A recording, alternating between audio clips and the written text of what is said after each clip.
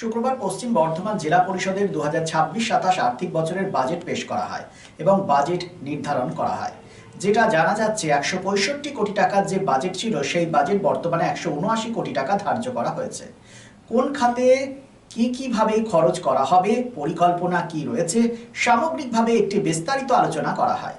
এই বৈঠকে উপস্থিত ছিলেন পশ্চিম বর্ধমান জেলার সভাধিপতি বিশ্বনাথ বাউরি এবং পূর্ত কর্মাধ্যক্ষ মোহাম্মদ আরমান সহ জেলা পরিষদের অন্যান্য ব্যক্তিবর্গ। এ বিষয়ে কি বলেছেন পশ্চিম বর্ধমান জেলা পরিষদের সভাধিপতি বিশ্বনাথ বাউরি, শুনব।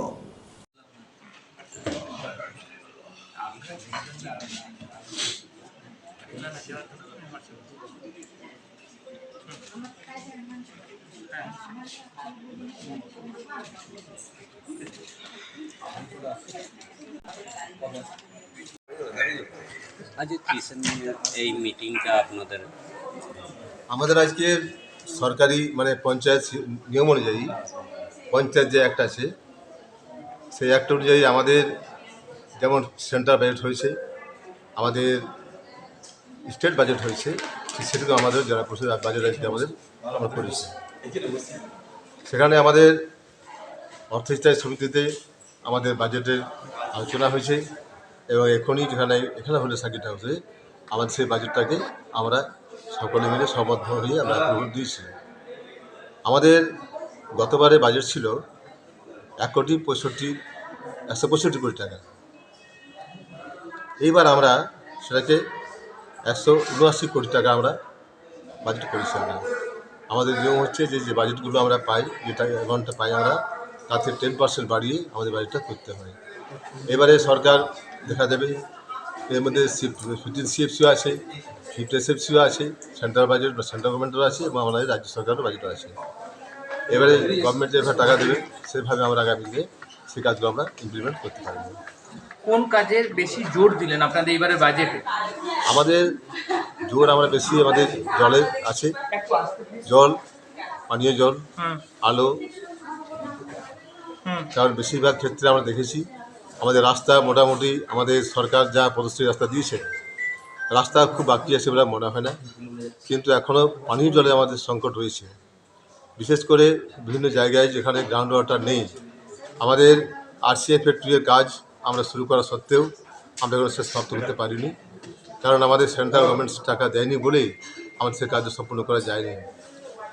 বর্তমানে আমাদের যে কালাঝুরিয়া যেটা পাইপলাইনটা ভেঙেছিল আমাদের, সেটাকে রিপেয়ার করা হয়েছে, আগামী 10 দিনের মধ্যে চালু হবে।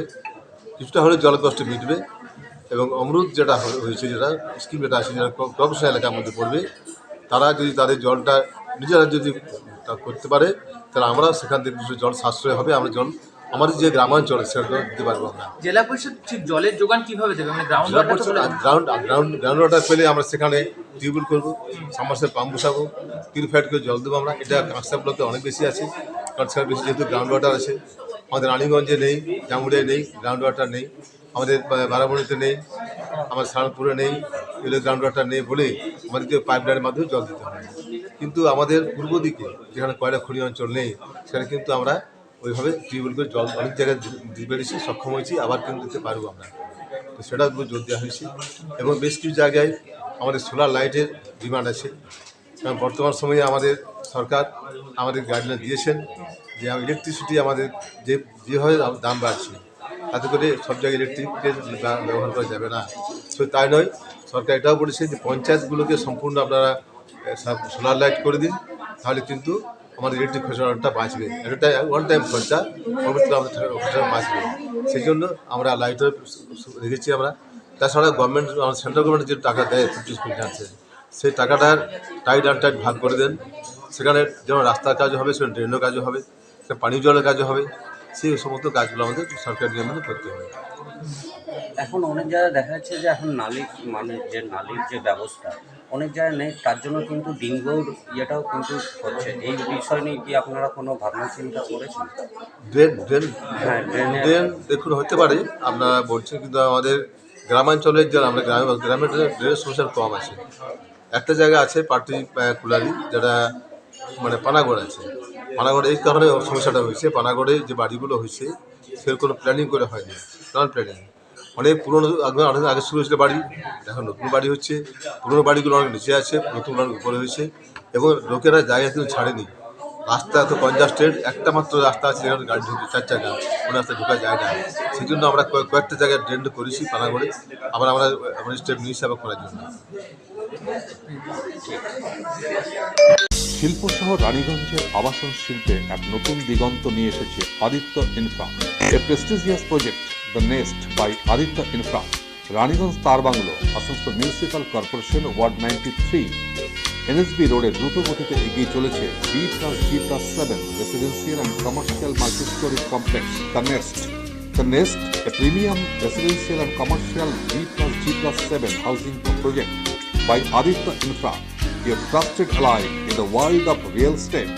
শুধু আসানসোল মিউনিসিপ্যাল কর্পোরেশন 93 নম্বর ওয়ার্ড তার বাংলা অশোকা পেট্রোল পাম্পের পাশে নির্মিত হচ্ছে আপনার স্বপ্নের বাড়ি the nest. So come soon and book your dream home at the Nest. Our site office for booking the Nest, তার bungalow, near Ashoka Petrol Pump, NSB Road, Raniganj.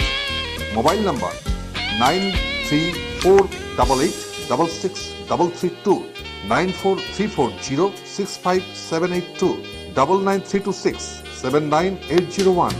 and 94341 Be positive, think better, make a bright future with Misro Nursing Institute Asansol. Misro Nursing Institute Asansol is approved by West Bengal Nursing Council and Indian Nursing Council and affiliated to West Bengal University of Health Science.